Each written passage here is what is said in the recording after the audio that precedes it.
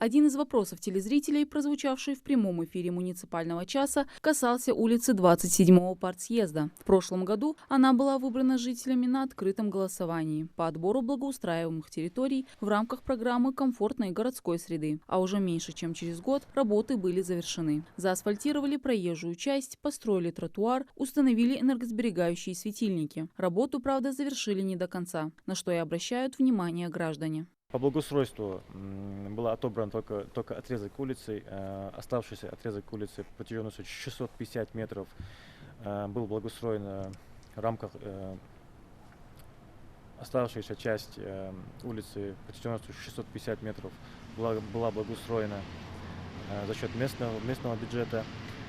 Было это сделано в связи с тем, что в адрес администрации и в адрес Министерства строительства поступали многочисленные обращения граждан, которые проживают на этом отрезке улицы, с просьбой благоустроить их часть улицы, в связи с тем, что они тоже, как и остальные жители, принимали активное участие по отбору этой улицы на благоустройство.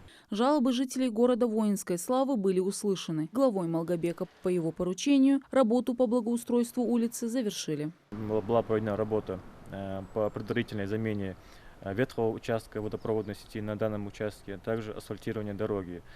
Также мы в последующем хотим добиться того, чтобы уложить пешеходный тротуар на данном участке и современное уличное освещение. Во время прямого эфира муниципального часа также поступало обращение от людей, проживающих на улице Нуродилова. Здесь в 2022 году было решено провести реконструкцию газопровода и водопровода одновременно. Проблема была связана с ветхостью труб, которая приводила к частым порывам, доставляя жителям неудобства. Работу закончили, а вот дорогу обратно не заасфальтировали, но теперь и эта проблема решена.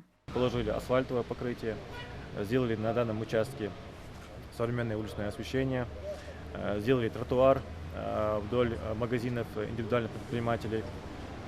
Также в целях минимизации дорожно-транспортных происшествий было монтировано светофорное оборудование на перекрестке улиц Херсонская и Нуродилова. То есть всего благоустраиваемая территория имеет протяженность 560 метров.